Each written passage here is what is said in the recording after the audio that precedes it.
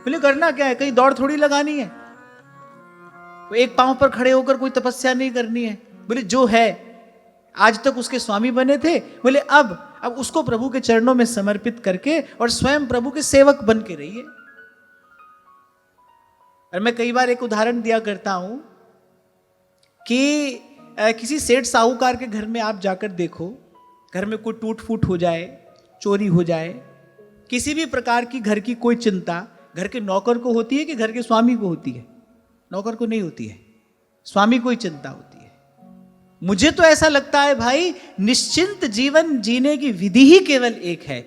आप चाहते हैं कि आप निश्चिंतता से जीवन यापन करें, उसका उपाय ही एक है, प्रभु को स्वामी स्वीकार करके प्रभु के सेवक बन के संसार में रहिए। जीव यहीं पर भूल करता है, तभी कबीर कहते हैं, साहिब के दरबार में कमी काहू की नाहि, बंदा मौज न ले वही चूक चाकरी मां। एक बड़े विचित्र से विचार ने, और मैं कहूंगा एक बड़े विचित्र से बंधन ने मनुष्य को बांध रखा है। वो ये कहता है कि अरे कुछ किए बिना थोड़ी हो जाएगा। नहीं, आपको ये नहीं कहा जा रहा है कुछ ना करिए, आपको ये कहा जा रहा है जो करिए सही प्रकार से करिए। आप गलत प्रकार से करते हैं, इसीलिए ये अहमता और ममता का बंधन और गाढ़ा होता चला जाता है। जो आपका काम है आप वो करिए, आप प्रभु की ओर देखिए। अभी 2 दिन पहले हम चर्चा कर रहे थे, आपके कर्म के आरंभ में भी, मध्य में भी और उसके विश्राम में, उसकी पूर्णता में भी भगवत स्मरण हो, भगवत समर्पण हो।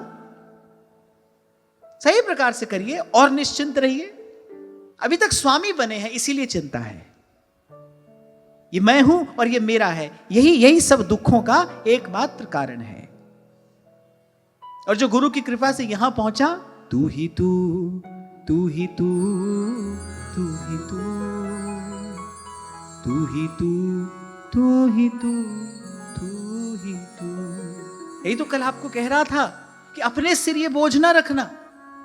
संतों ने यही सिखाया, संतों ने यही सिखाया। भाई जो भी शुभ कर्म आप कर रहे हो, उस शुभ कर्म को करने के लिए जो सामग्री है वो भी किसी की दी है, और उस शुभ कर्म के मूल में जो सद्भाव है वो भी किसी की कृपा है। तुद आगे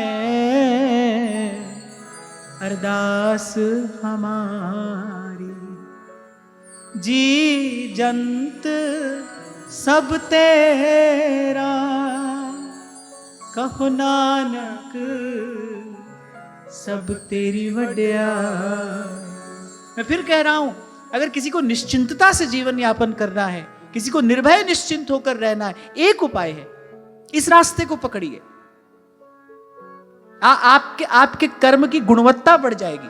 आप देखना, आप प्रभु की ओर देखकर करोगे, आपके कर्म की गुणवत्ता बढ़ जाएगी। कैसे? अपनी ओर देखकर करते हो तो स्वार्थ के बस होकर करते हो, राग द्वेष के बस होकर करते हो। प्रभु की ओर देखकर करोगे तो आपके कर्म में पुरुषार्थ, परमार्थ की खुशबू आएगी, सुवास आएगी।